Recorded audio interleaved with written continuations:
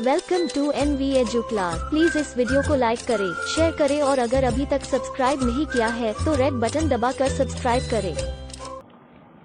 Hello students, आज हम फिर से हाजिर हैं आपके पास, आपके सामने नई वीडियो लेके। तो हमारे पिछले लेक्चर में हमने आपको समझाया था क्रॉप प्रोडक्शन के बारे में। क्रॉप प्रोडक्शन में हमने अब तक आपको बता दिया था कि किस तरीके से मिट्टी को तैयार किया जाता है क्रॉप्स के लिए। आज के हम लेक्चर में हम नेक्स्ट में बताएंगे आपको selection and sowing of seeds and further कौन कौन से स्टेप्स आते हैं क्रॉप प्रोडक्शन के लिए। तो हम स्टार्ट करते हैं। और पिछली वीडियोस को आप जिस तरीके से लाइक कर रहे हैं और सबको पसंद आ रही है, तो उस तरीके से हम मोटिवेट होते हैं कि हम नई वीडियोस जल्दी से जल्दी बनाने की कोशिश करें और आपके सामने अच्छे से अच्छे उसको रिप्रेजेंट करें। So let us start. मिट्टी को तैयार करने के बाद हमारा नेक्स्ट स्टेप आता है कि हमको बीज किस तरीके के डालने चाहिए, किस तरीके के बीजों का सिलेक्शन करना चाहिए और उनको बीजों को बोने का क्या तरीका है। तो हमारा नेक्स्ट स्टेप है selection and sowing of seeds. Selection and sowing of seeds.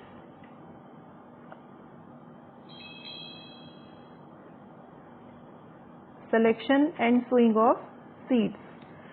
Selection of good quality.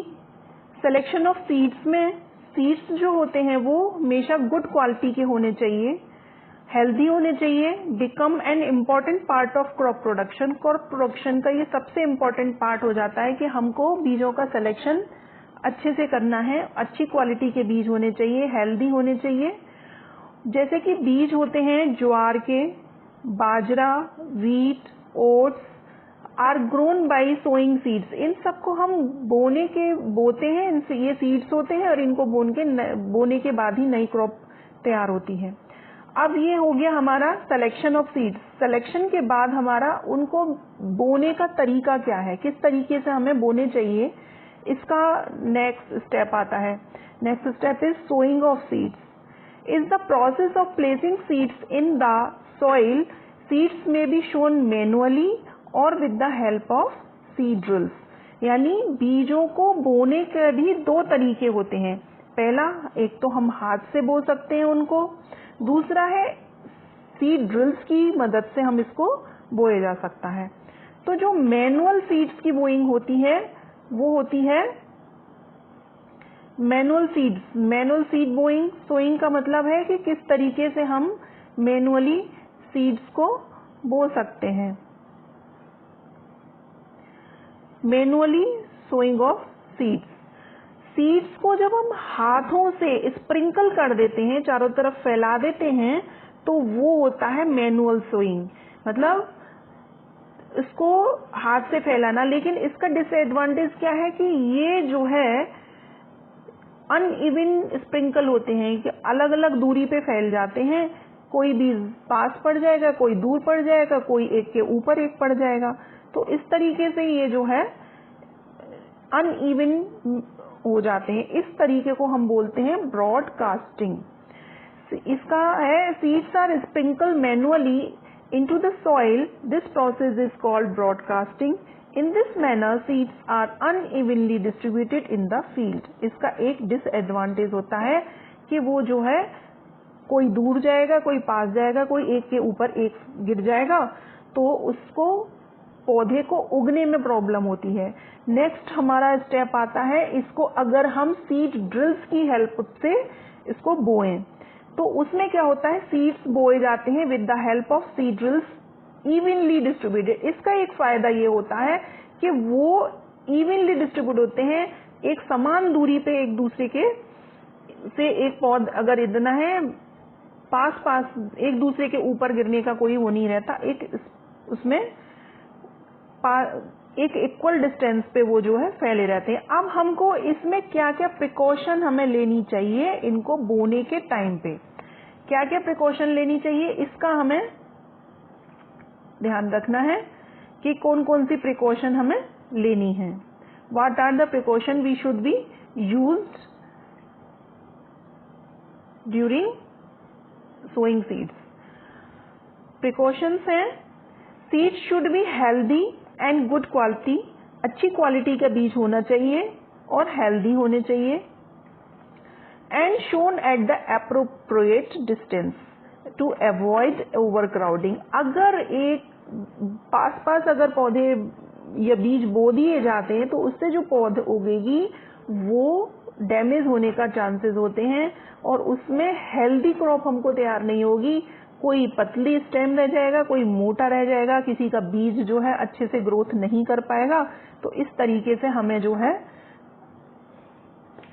Evenly इसको डिस्ट्रीब्यूटेड कर देना चाहिए। फिर है care should be taken to sow seeds at the correct depth, neither too shallow nor too deep. इसको बोते वक्त हमें ये भी ध्यान रखना चाहिए कि ना तो बीज ज्यादा जो है वो गहरा बोना चाहिए और ना ही हमें ज्यादा शैलो बोना चाहिए कि मिट्टी में ज्यादा गहराई से उसको बो दें तो वो उसकी ग्रोथ अच्छे से नहीं होगी। और शैलो करेंगे तो उससे क्या होगा, अगर हवा आंधी तूफान आएगी तो उसमें वो बीज के उड़ने का चांसेस होगा। अगर बाढ़ आ गई या बारिश आ गई तो उसमें ऊपर जो होंगे वो बह जाएंगे। तो हमने ये तरीका दिखाया है हाथ से बोने का। अगर हाथ से इस तरीके से बोए जाते हैं तो ये तरीका है,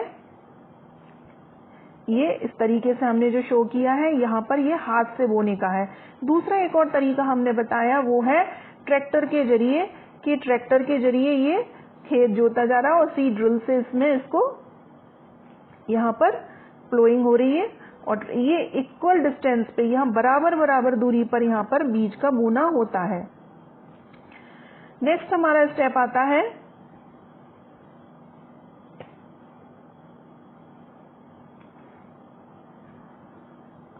seed shown in nurseries. Nurseries में जो सीड्स बोए जाते हैं वो किस तरीके से बोए जाते हैं, नर्सरीज किस तरीके से तैयार की जाती हैं। कुछ हमारे पौधे इस टाइप के होते हैं कि उनमें क्या होता है, जैसे कि राइस, टमाटो, ब्रिंजल और दूसरी भी क्रॉप्स इस टाइप की होती हैं, ऐसे सब्जियां होती हैं जिनको कि हम डायरेक्टली मिट्टी में नहीं बो सकते। उनको हमें छोटी छोटी पौध तैयार की जाती हैं, उनको हम छोटे छोटे पॉट्स में तैयार कर लेते हैं पहले। जब वो पॉट्स में तैयार हो जाती हैं तो फिर उनको हम फर्दर मिट्टी में उसको बो देते हैं। तो दीज आर द, इसको बोलते हैं seed shown in the nurseries. Nurseries में पौधों को पहले हम छोटे छोटे पॉट्स में उसको उगा लेते हैं, फिर उसके बाद जब उसकी छोटी सी पौध तैयार हो जाती है उस पौध को हम उसको फील्ड में बो देते हैं। तो ये तो हुआ हमारा seed shown in the nurseries. Next हमारा स्टेप आता है इरिगेशन। इरिगेशन क्या होता है, अब तक हमने क्या मिट्टी तैयार की, मिट्टी तैयार करने के बाद हमने अच्छी क्वालिटी के बीज लिए, बीज लेने के बाद हमने बीजों को बोआ।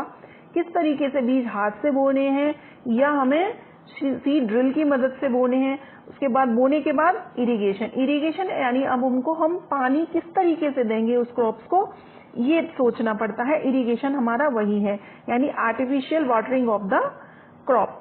Irrigation refers to the artificial watering of crops. Main source of हमारे वाटर के सोर्सेज हैं well, river, reserves, lakes, canal, froze and tubewells और स्प्रिंकलर सिस्टम। यानी किस तरीके से उसको हम पानी उस फसल को तैयार देंगे वो हमारा इरिगेशन में आ जाता है। अब हमको पानी देते वक्त कौन कौन सी हमें प्रिकॉशन लेनी चाहिए, कौन कौन से प्रिकॉशंस पानी को देते वक्त लेनी चाहिए, ये है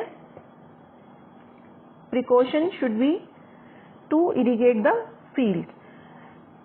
अगर हम उसको फसल को पानी ज्यादा देते हैं, एक्सेस वाटर अगर हम चला जाता है उसमें एज वाटर लॉगिंग, उसमें पानी जब भर जाएगा तो वो क्या होगा, उसकी जड़ें डैमेज हो जाएंगी और जड़ें डैमेज होने के बाद उसमें जो है एयर की अमाउंट जो है कम हो जाएगी और एयर अमाउंट कम होने के बाद जो है वो पौधा हमारा खराब हो सकता है। इसलिए हमें पानी देते वक्त ये ध्यान रखना पड़ेगा कि ना तो उसमें पानी की मात्रा ज्यादा हो और ना ही पानी की मात्रा कम हो।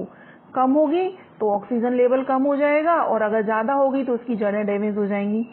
अब अगर उसमें क्या होगा, सॉल्ट्स की मात्रा अगर ज्यादा बढ़ जाए क्या होगा, bye leading an increase in the salt content of soil which can be damage the crop, crop को वो डैमेज कर देगी। तो इस तरीके से हमें उसको पानी देते वक्त इन सब चीजों का ध्यान रखना चाहिए। नेक्स्ट स्टेप हमारा आता है वीडिंग। वीडिंग का मतलब होता है कि जो वीड्स बीच उसमें उग आते हैं, वीड्स क्या हैं, अगर कोई हमने फसल उगाई उसमें जो अनवांटेड प्लांट्स जो ग्रो कर जाते हैं उनको हम वीड्स कहते हैं, उनको ही निकालना, उनको अपरूट करना ही वीडिंग कहलाता है। तो ये है undesirable plants grown in the field are called weeds. अब वीड्स के नेम कौन कौन से हैं, कुछ इसमें एग्जाम्पल के रूप में हमें दिए हैं। एक तो होता है चौलाई, जो कि आपने आम भाषा में सुना होगा, उसका जो बॉटनिकल नेम है वो है एमारेंथस। एमारेंथस यानी चौलाई, wild oat, grass and Chenopodium. Chenopodium को हमको आम भाषा में बोलते हैं बथुआ। बथुआ जो होता है वो उगाता है किसी भी पौध के बीच में उगाता है। तो the process of removing weeds is called weeding. Weeding कहलाती है उस अनवांटेड प्लांट्स को बाहर निकालना। This may be done.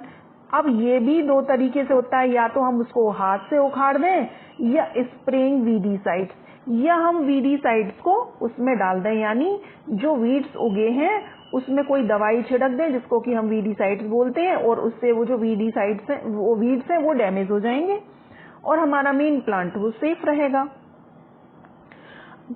तो मैनुअल वीडिंग क्या है? मैनुअल वीडिंग है अगर हम उसको हाथ से उखाड़ दें या with the help of trowel और हैरो की मदद से और ट्रैवल की वजह से इसको हम हाथ से उखाड़ दें तो उसको मैनुअल वीडिंग कहेंगे। अब मैनुअल वीडिंग के क्या डिसएडवांटेज हैं? डिसएडवांटेज ये हैं कि अगर हम कोई अपनी मतलब उसको वीड्स को निकाल रहे हैं तो क्या होगा, उससे जो हमारा मेन प्लांट है, जिसकी जो क्रॉप है, उसकी रूट्स भी डैमेज हो सकती हैं। तो उससे क्या होगा, एक तो वो उसका मेन प्लांट हमारा डैमेज होने के चांसेस होते हैं, दूसरा ये टाइम कंज्यूमिंग होता है, time consuming method and may lead to accidental remove of crops. हमारी जो मेन क्रॉप है उसको भी एक्सीडेंटली रिमूव होने के चांसेस होते हैं। दूसरा उसमें क्या होता है, इसमें जो इम्प्लीमेंट्स हम यूज करते हैं, हैरो और ट्रॉवेल, जो कि उसको टाइम पर उनको साफ करने की जरूरत होती है, उसमें जो जंग न लग जाए, इसका भी हमें विशेष ध्यान रखना पड़ता है। तो उसके लिए इम्प्लीमेंट्स का। अब हमारा आता है next step, use of herbicides and weedicides.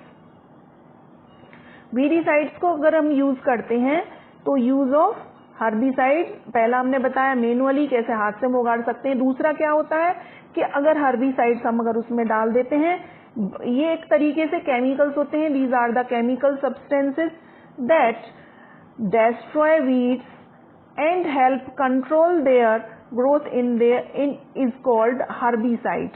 यानी ऐसे केमिकल्स जो कि अगर हम उसको खेत में डाल दें, मिट्टी में डाल दें, तो जो हमारे वीड्स हैं वो डिस्ट्रॉय हो जाएंगे, लेकिन हमारी मेन क्रॉप को कोई डैमेज नहीं होगा। इसको हम बोलते हैं herbicide. Herbicides destroy weeds without affecting main crop. Commonly used जो केमिकल हम इस हर्बिसाइड्स हैं वो है डालापोन, मेटाक्लर एंड सिजिएजाइन। तो these are the main examples of herbicides. Next हमारा पॉइंट आता है, नेक्स्ट हमारा पॉइंट है ये इंस्ट्रूमेंट्स जो कि हमने अभी पीछे बताए, हैरो और ट्रॉवेल, ये हमारे दो हमने ये अभी इंस्ट्रूमेंट बताए थे उसको वीड्स को निकालने के लिए, अपरूट करने के लिए। सो ये हैं हमारे इंस्ट्रूमेंट्स। नेक्स्ट हमारा पॉइंट आता है टूल्स फॉर रिमूविंग वीड्स। ये अभी हमने बताए ही थे आपको।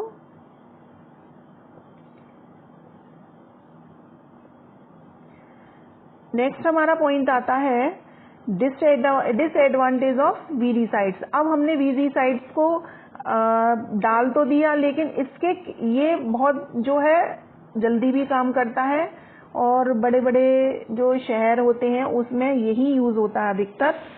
तो इसमें क्या है इसके क्या क्या डिसएडवांटेज हैं?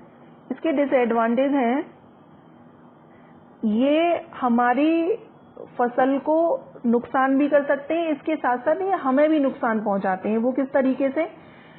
ये अब हम डालेंगे तो कभी कहीं ना कहीं हवा के जरिए, पानी के जरिए या टच के जरिए हमारे कांटेक्ट में भी आएंगे, तो इससे क्या होगा, हम इरिटेशन हो जाती है हमारी आंखों में, नाक में और गले में। इस हमारे हवा के जरिए हमारे गले तक भी पहुंच सकते हैं। तो ये हर्बिसाइड्स जो होते हैं वो हमारे गले को, आंख को नुकसान पहुंचा सकते हैं। ये हर्बिसाइड्स जो होते हैं ये पॉइजनस होते, और it is important to wash grains before using them as food. और इनको खाने से पहले, जब हमारी फसल पक के तैयार हो गई, कोई भी गेहूं है या बाजरा है या मक्का है जिसमें भी हमने ये उगाया है, और उसमें खाने से पहले अगर हमने नहीं धोया और हर्बिसाइड्स उसमें मिले रह गए और किसी तरीके से हमारे पेट में पहुंच गए, तो वो पॉइजनस होते हैं और वो उनको नुकसान पहुंचा सकते हैं। नेक्स्ट पॉइंट आता है हर्बिसाइड्स का, based on natural biological agents, bacteria, viruses, fungi called bio herbicides are also being used to eliminate weeds. आजकल जो होते हैं बायो हर्बिसाइड्स होते हैं। बायो हर्बिसाइड्स कौन कौन से हो गए? Bacteria, viruses and fungi. These जो है इनको बायो हर्बिसाइड्स कहते हैं। और इनको हम केमिकल जो सब्सटेंसेस यूज करते हैं उनके अलावा अगर हम इनको यूज करें वीड्स को निकालने में, तो ये बहुत जो है वो फायदेमंद होते हैं। नेचुरल बायोलॉजिकल एजेंट हैं ये। नेक्स्ट हमारा पॉइंट आता है हार्वेस्टिंग ऑफ क्रॉप्स। अब हमने क्या किया, वीड्स को भी निकाल दिया। अब तक हमने पढ़ा मिट्टी तैयार की। मिट्टी तैयार करने के बाद हमने क्या किया, उसको पानी दिया, वीड्स निकाल दिए, इरिगेशन भी हो गई, सीड को बो दिया। अब उसको क्या करना है, फसल हमारी पक के तैयार हो गई। हार्वेस्टिंग ऑफ क्रॉप्स को तैयार हो गई। अब उसे हमें काटना है और उसमें से हम अपनी सीड्स को निकालना है। तो ये हमारी हार्वेस्टिंग ऑफ क्रॉप्स हो गए। द हार्वेस्टिंग क्या है? The process of cutting and gathering of crop is called harvesting यानी सब कुछ तैयार हो गया, अब उसको हमें काटना है और काटने के बाद उसको इकट्ठा करना ही हार्वेस्टिंग कहलाता है। हार्वेस्टिंग पीरियड डिफर होता है crop to crop, different crops में अलग अलग होता है। क्या है? जैसे व्हीट का जो हार्वेस्टिंग पीरियड है वो नवंबर एंड अप्रैल है के बीच होता है, और पैडी का जो है वो है जून और सितंबर के बीच। और harvesting of cereal crops is done either main. अब ये तो हो गया हार्वेस्टिंग पीरियड, डिफरेंट क्रॉप्स का अलग अलग होता है। अब इनका जो सीरियल्स क्रॉप जो होती है इज डन बाय, अब इनको भी हम हाथ से हार्वेस्ट कर सकते हैं और with the help of sickle और with the help of machine जिसको कि हम कहते हैं harvester. Attach to the tractor, ये हार्वेस्टर जो होता है वो ट्रैक्टर से जुड़ा हुआ होता है। यानी हार्वेस्टिंग जो होती है हम हाथ से भी कर सकते हैं और हाथ के अलावा हम मशीन से भी कर सकते हैं और सिकल से भी कर सकते हैं। ये जो हार्वेस्टर होता है वो ट्रैक्टर से जुड़ा हुआ होता है। और जो हार्वेस्टिंग होती है फ्रूट्स और वेजिटेबल्स की जो होती हैं वो तो हम हैंड पिक्ड होते हैं। फ्रूट्स और वेजिटेबल्स जब वो पक जाते हैं उनको हम हाथ से तोड़ लेते हैं। नेक्स्ट हमारा पॉइंट आता है हार्वेस्टिंग के बाद थ्रेशिंग एंड विनोइंग। अब हार्वेस्टिंग जो होती है उसी में दो पॉइंट आते हैं हमारे, थ्रेशिंग एंड विनोइंग। थ्रेशिंग और विनोइंग क्या है अब समझते हैं। The process of beating out the grain from the crop is called threshing. हमने जो है फसल तैयार हो गई, उसको काट लिया, काट के हमने उसको इकट्ठा कर लिया। इकट्ठा करने के बाद अब उसमें क्या होगा, उसको बीट किया जाएगा और उससे ग्रेन निकालना ही थ्रेशिंग कहलाता है। हमारा नेक्स्ट पॉइंट आ गया थ्रेशिंग।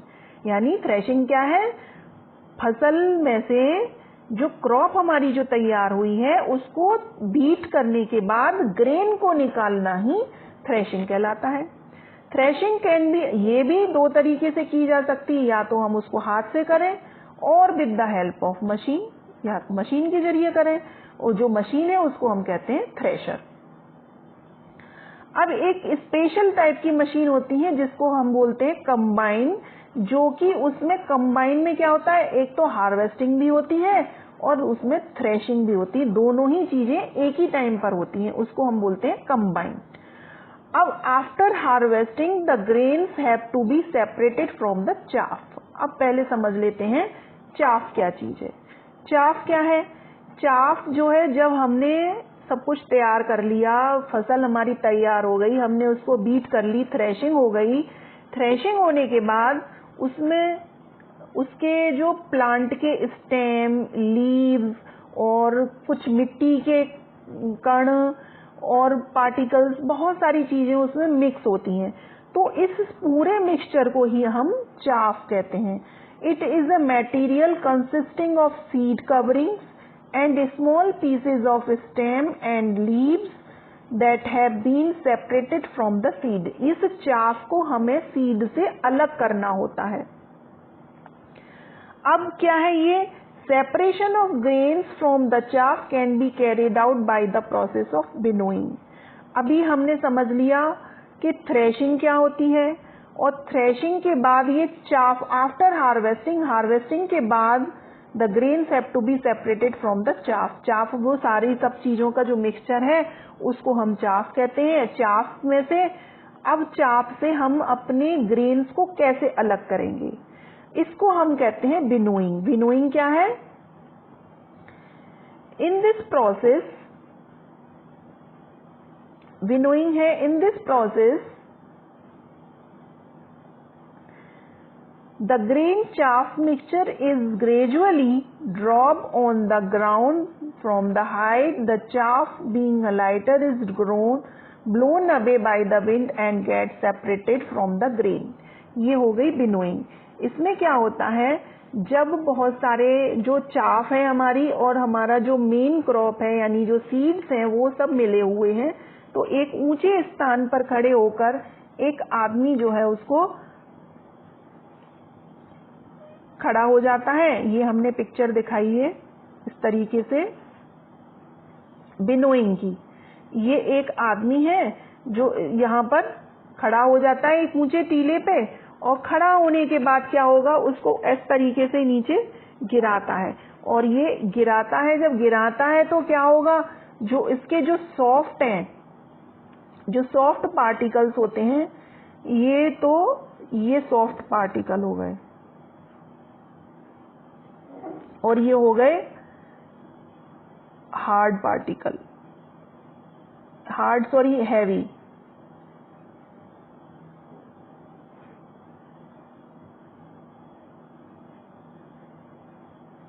ये हैवी पार्टिकल्स तो क्या होंगे, हैवी पार्टिकल्स, सॉरी ये गलत बता दिया मैंने। ये तो जो हैवी पार्टिकल्स होंगे ये हैवी,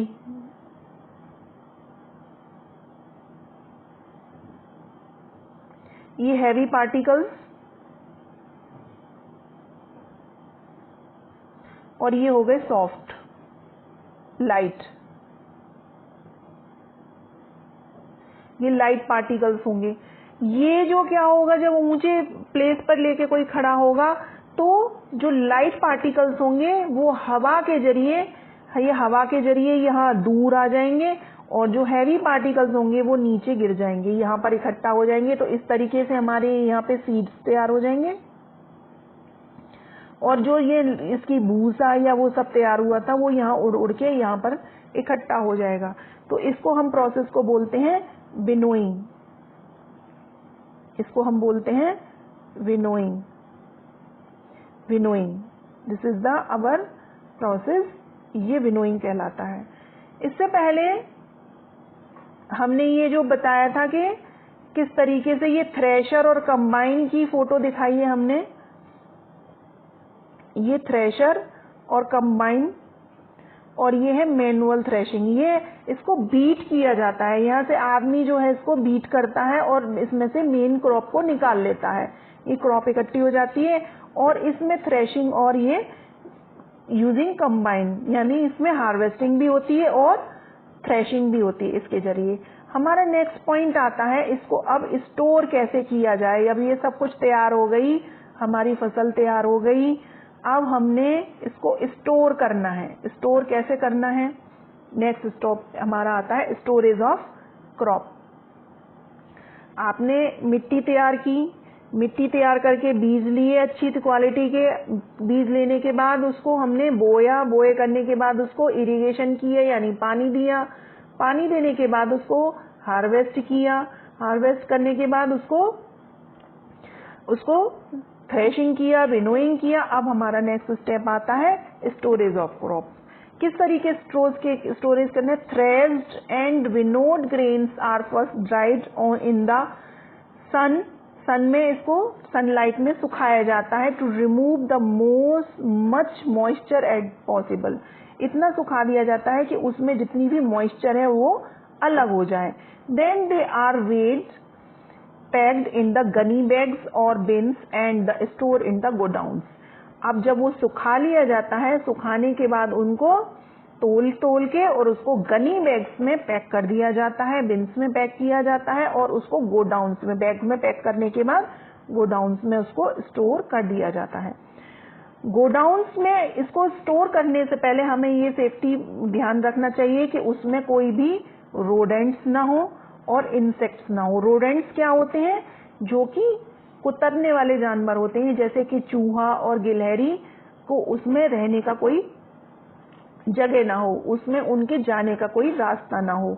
तो इन सब चीजों का हमें ध्यान रखना चाहिए और गोडाउन्स को पहले से ही साफ कर लेना चाहिए और धूप लगा के उसको ड्राई कर देना चाहिए, यानी स्प्रे से भी हम उसको ड्राई कर सकते हैं। उन गोडाउन्स में हमें pesticides should be spread beforehand to keep away pest, और उसमें कोई कीड़ा ना लगा हो पहले से दीवारों में, उसका भी हमें विशेष ध्यान रखना चाहिए।